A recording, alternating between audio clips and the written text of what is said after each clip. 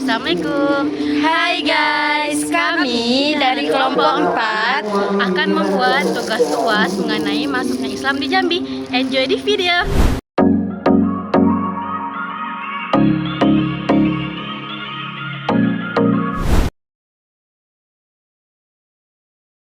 Assalamualaikum Pak. Waalaikumsalam. Kami dari ini mau belajar Pak. Kalau boleh nama Pak siapa? Nama saya Fitri Hasan Ahmad SE. Bapak asalnya dari sini dari. Ya, alhamdulillah saya putra daerah kelahiran Jambi Kota Tulang, tepatnya di Kelurahan Arab Madi. Jadi memang asli. Kami izin mau wawancara Pak. Ya, siap. Mengenai anak kuliah kali ini dengan Islam dan peradaban yang lain. Ya, Saya mau mencari tentang perkembangan Islam dan masuknya Islam di Jambi. boleh baik ya. Itu saya jawab ya. Terima kasih adik-adik hadirin. Fakultas apa nih? Tarbiyah. Tarbiyah ya. Bismillahirrahmanirrahim. Alhamdulillah. Wassalatu wassalamu ala asyrofil anbiya'i. Terima kasih adik-adik mahasiswi UIN yang telah hadir kami di Museum Alam Barakas ya. Memang kami di bawah Dinas Kebudayaan dan Pariwisata Provinsi Jambi, UPTD Museum Sriwijaya, kami hadir sebagai museum khusus Islam ya, yang ada dinamakanlah Gentala Alas ya, yang digagas oleh mantan Gubernur Jambi Bapak Hadir ya. Bapak Hadir Hasan Basri. Jadi kalau kita bicara terkait sejarah peradaban Islam itu, di catatan sejarah bisa kita temui bahwasanya peradaban Melayu Jambi itu mulai abad ke-7 hingga 13 Masehi itu masih fase Hindu dan Buddha. Makanya tinggalan terbesarnya berupa Candi Muaro Jambi ya. Lalu di dalam naskah Undang-Undang Piagam Penjajahan Jambi itu dituliskan tentang peradaban Islam yang masuk ke Jambi. Di situ dibunyikan awalnya Jambi dipimpin oleh Raja Dewa Skarata. Lalu setelah meninggal Dewa Skarata, masuklah Kuntarana yang beragama Hindu juga. Lalu yang ketiga baru masuklah Ahmad Barus atau Ahmad Salim. Ahmad Salim ini pada waktu itu berlayar dari Turki hingga sampailah kapalnya pecah dan tidak cerita itu, lalu terdampar itu di Tanjung Jabung Timur. Pada waktu itu Tanjaptin dipimpin seorang ratu yang masih beragama Buddha, yaitu Putri Selaros Pinemasa atau Putri Selaros Pinemasa ya. Tepatnya itu di sekitaran tahun 1545 Masehi. Disitulah bertemunya antara Ratu Jambi dengan seorang anak Raja Turki yang bernama Ahmad Barus. Jadi Ahmad Barus ini membawa misi, selain dia mempunyai misi untuk berdagang ke Jambi, karena biasanya orang-orang bangsawan Arab itu datang untuk berdagang dan menyebarkan Islam. Jadi di situ bertemu, tepatnya itu di ujung Jabung ya, di pantai timur. Disitulah letak kerajaan Melayu kuno Jambi awalnya, yang mana masyarakat setempat masih menyembah patung-patung berhala. Jadi semenjak pertemuan itu terjadi ketertarikan sang Raja Jambi atau Ratu Jambi, Putri Selaros Pinemasa, ingin sekali berkenalan dan ingin akhirnya menikah. Jadi ditawarkanlah untuk menganut agama Islam oleh suaminya Ahmad Barus. Kalau mau menikahi saya ada syaratnya masuk Islam. Akhirnya sang putri mengikuti kemauan suaminya.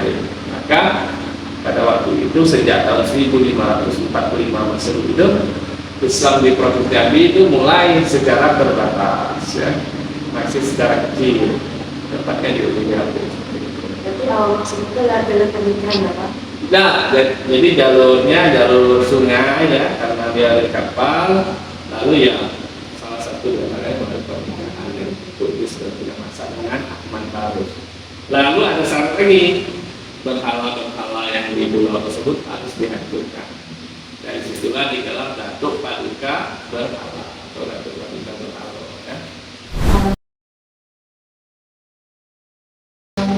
Kalau tokoh-tokoh pentingnya siapa aja Pak? Kalau pada masa itu dan pada masa perkembangan.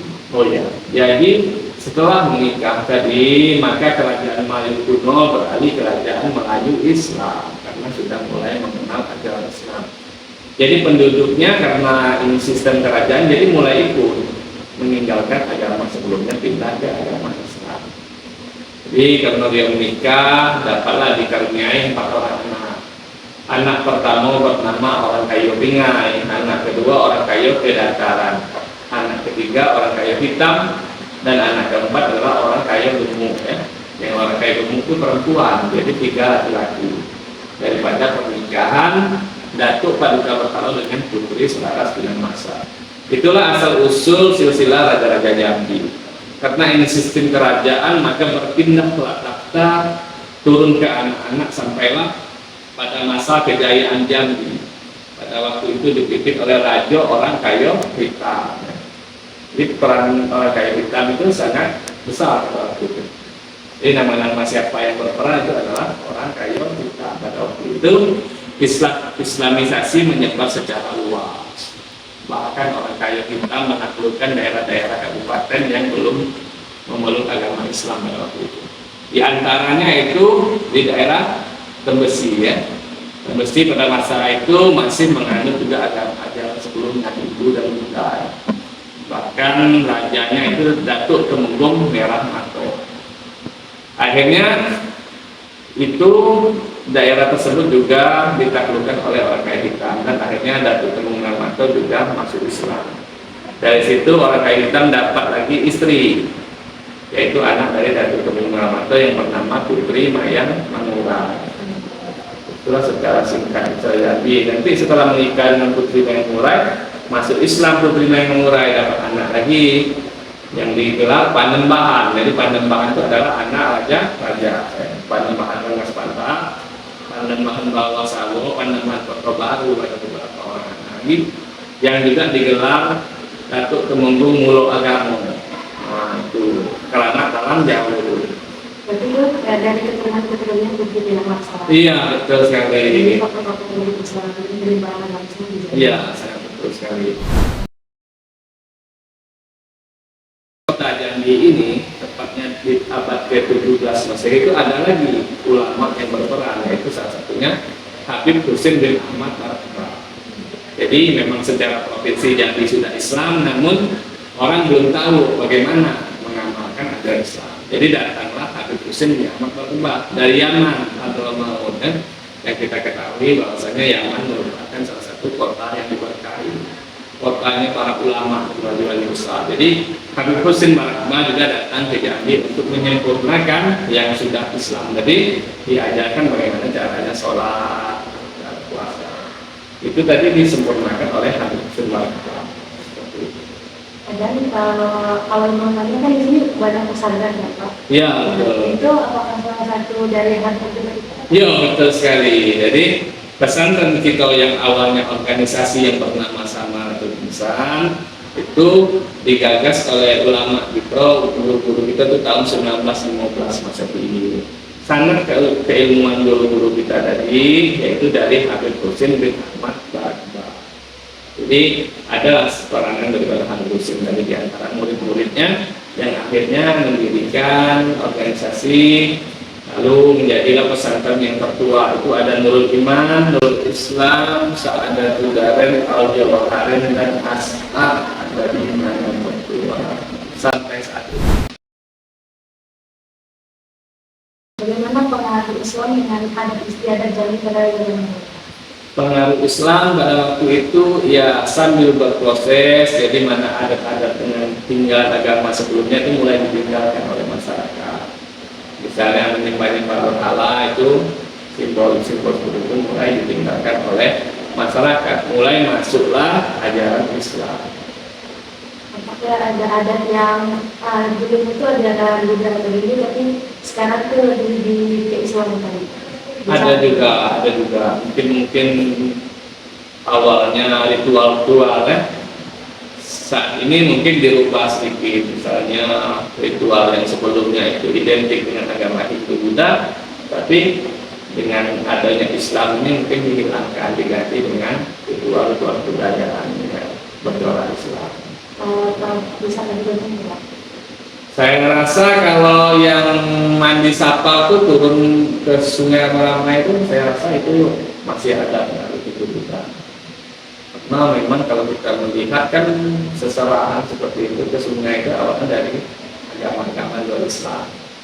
Tapi karena itu merupakan kearifan lokal kan mungkin jadi dimasukkan unsur Islam di situ yang lebih agamis lagi, yang tidak ibaratnya tidak sirik atau apa nanti. Itu salah satu contohnya, itu banyak yang game lainnya Apakah tantangan yang saat itu atau sampai sekarang Pak yang dihadapi oleh ulama-ulama dulu dengan Indonesia? tantangannya yang paling apa itu di Islam dan kolonial. Jadi bagaimana kita untuk berdakwah, tapi kalau di pasar Jambi pada waktu itu di tahun 19-an Masehi itu Belanda itu. Jadi Islam dan kolonial itu ada pengaruh Belanda yang mengawasi pergerakan dari ulama-ulama kita, khususnya di Jambi sebenarnya waktu itu. Jadi kita ngajar-ngajar di pesantren, kita nak berdakwah itu dibatasi pada masa Belanda. Yang di dulu dan sekarang untuk kalau bicara Islamnya jauh perkembangan besar dan sudah menjadi Islam yang kapal yang sempurna.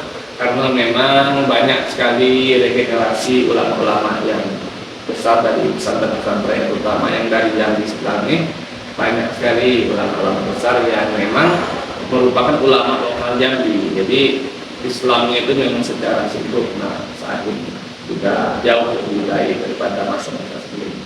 Sekarang tidak jadi mayoritas lain. Nah, alhamdulillah kalau di Jambi sekarang mayoritas. Tapi kalau di pasar Jambi itu merupakan mayoritas juga, tapi ya bercampur ya. Jadi ada beberapa pertanyaan mau kami wawancarai dan informasi-informasi yang penting. Bapak, wassalamualaikum warahmatullahi wabarakatuh. Waalaikumsalam, terima kasih.